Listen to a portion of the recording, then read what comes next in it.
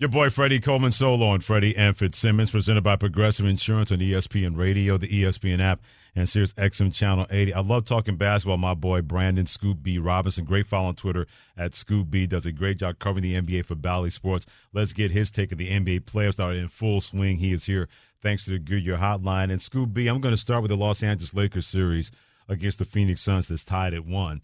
And you were on a podcast not too long ago, and the word chess came up involving LeBron James and the Los Angeles Lakers. For those who didn't hear that, how that's a key to the Lakers going back-to-back, what was that conversation about? I don't remember. I've had so many, but I can tell you this. When I look at the Lakers and I look at the Suns in this series, LeBron always plays a feel-out game. When you discuss kind of going into the playoffs, he's never been down 0-2. And I think really when you looked at LeBron in the play-in game against the Golden State Warriors, that was the sense of urgency that I think overall the Los Angeles Lakers had in Game 2, and it's carrying over into Game 3.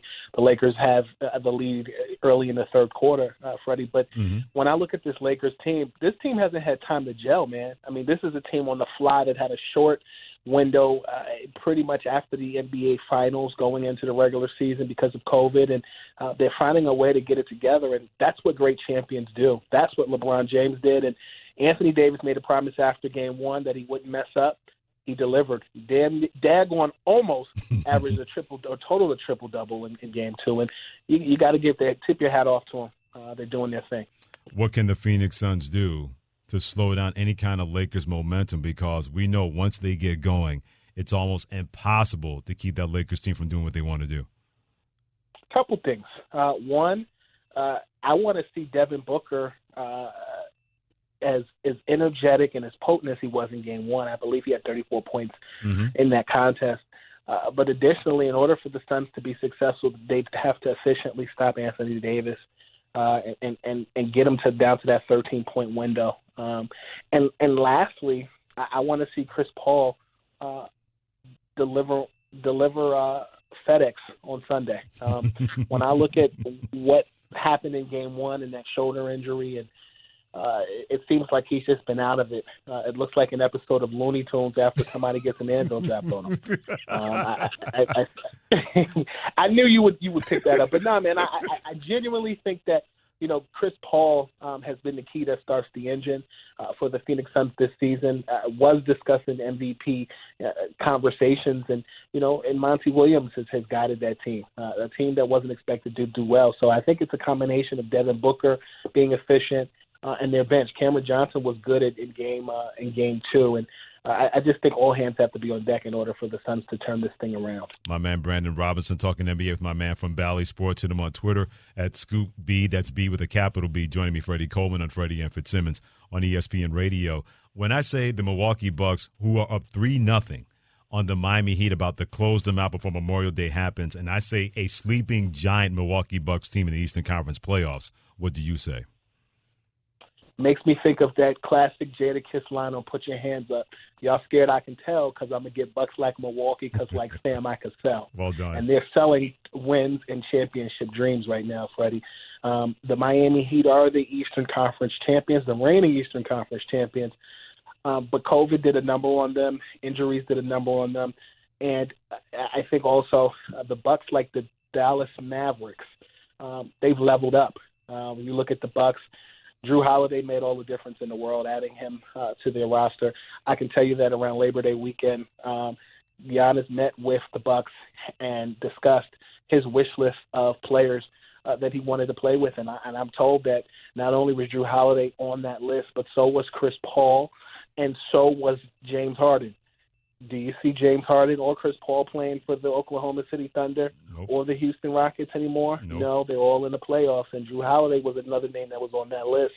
I think Drew Holiday has made all the difference in the world. When I look back at players who have been so less spoken about, particularly at the point guard position, I believe that Drew Holiday is the modern-day Terrell Brandon. I also believe – when I look at what – Go ahead, Brandon. What you said? I said, go ahead, Brandon. Finish up. And I just think that he's been the focal point that's been alleviating some of the scoring pressure for Giannis.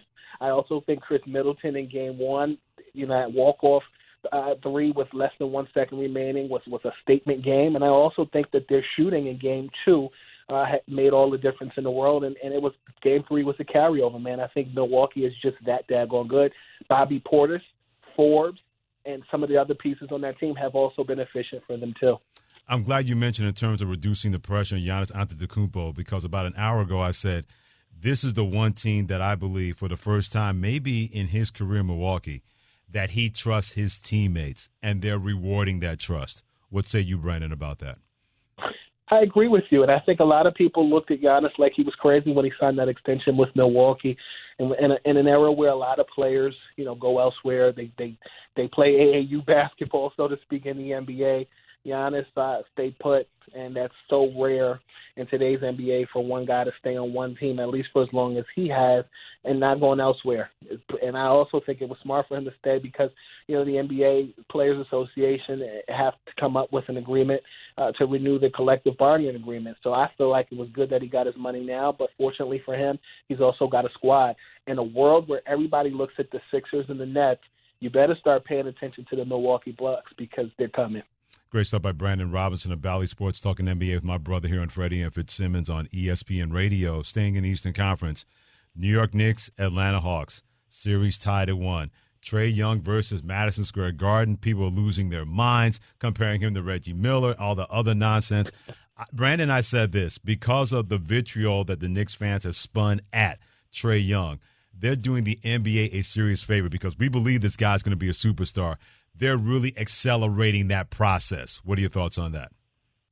I agree with you. I mean, it was so bad Mayor de Blasio had to put in his 2 cents about Trae Young and begging for fouls. But I'll tell you what, the combination of, the 15,000 fans in Game 1 and Game 2 at MSG, the jitters, I think there was a lot of Game 1 jitters for the New York Knicks. Julius Randle has not been playing well. In Game 1, Alec Burks did his thing. Game 2, Derrick Rose was the unsung hero, dropping 26 points. Third quarter was really where he came alive. But as it relates specifically to your question about Trae Young, I'll say this. I think in a world where many people thought that he was going to be the next Steph Curry, he's the first Trae Young, and he's living up to expectations, but he has help.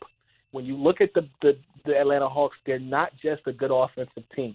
Defensively, they do well. Capella, leader in rebounds, top 3 or 4 in blocks per game. John Collins, when healthy, has been an asset. Former Knick Danilo Gallinari does this thing. I think it's more than just Trae Young, but he hits shots, man. He does his thing. And, when you mention Trae Young as a superstar, those in the NBA that are casual fans, they better realize that his name is going to ring bells like Sundays at 12 o'clock. He's a star in the making. One of the things about the Atlanta Hawks, and we've seen this before, Brandon, is that when a team like the New York Knicks and their fan base, when they play in Atlanta, they dominate in terms of noise. And we know there are going to be plenty of people there Friday night with that Game 3 at 7 o'clock Eastern time on ESPN. What do you think it is going to sound like? Will a lot of Atlanta fans support Trae Young and say, we're not going to let Knicks fans snap up our tickets, or is it going to sound like a Knicks home game south when Game 3 and Game 4 happen this weekend? Man, if this radio hosting thing doesn't work out for you, I think, Freddie, you should be a psychic, because I was going to say the exact same thing about New York South. Atlanta is nothing but New York South. I think it's going to be a mixed bag. It might be as bad as Barclays Center if the Knicks were playing the Nets at Barclays Center, because you got a bunch of Knicks fans that live anywhere around or about Atlantic Avenue. I think when you look at the Atlanta Hawks, I think it's going to be a combination of the reciprocation of what the Hawks received at Madison Square Garden. They're going to hear it there. But I'm going to be honest with you. I've said this. I've been writing about it and saying it on shows. I really think that low-key this Atlanta Hawks-New York Knicks series is will be one of the best series in round one, pretty much, because it's just so competitive. These two teams have the exact same record, yet the Knicks are the 4th seed, the Hawks are the 5th seed. But the Knicks took care of business in the 3 games that they played in the regular season. But I think specifically to your question about the atmosphere, I mean, this is really nothing new for Atlanta. They've had fans all along. I think for other teams, this is kind of a new revelation or a new experience because of just the restrictions and vaccinations and things starting to check out. But For the Hawks at large, it'll be normal. For the Knicks, it may be a bit of a hostile environment, but I still say it's 50-50. 20 seconds left. How do you fix the Clippers to find a way to get back in the series against Dallas down 0-2? A friend in Jesus. That's what they're going to need. We got a friend in Jesus. We got a friend in Jesus. I'm so proud of you, brother, man. I'm so glad with your new position with Bally Sports. Brandon, keep up the great work, man. We'll do it again sooner than soon as the playoffs go along. Thanks a lot. Have a good holiday weekend, Brandon. You take care. My brother. I'll talk to you. Sounds good. God bless my brother, Brandon Robinson of Bally Sports. If you get a chance, hit him on Twitter. He's a great follow, great information, knows the game back and forth at Scoop B. Joining me, Freddie Coleman, here on Freddie and Fitzsimmons.